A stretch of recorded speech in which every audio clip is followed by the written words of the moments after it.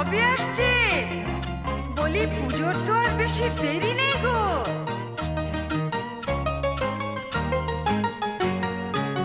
ঠাকুরজি কেমন তোমার ভাই লিখেছে পুজোয় ছুটি নাই, পুজোতে আসবে না বাড়ি। ঠাকুরজি কেমন তোমার ভাই লিখেছে পুজোয় ছুটি নাই, পুজোতে আসবে না বাড়ি। বলো তো লাগে কেমন বোঝালে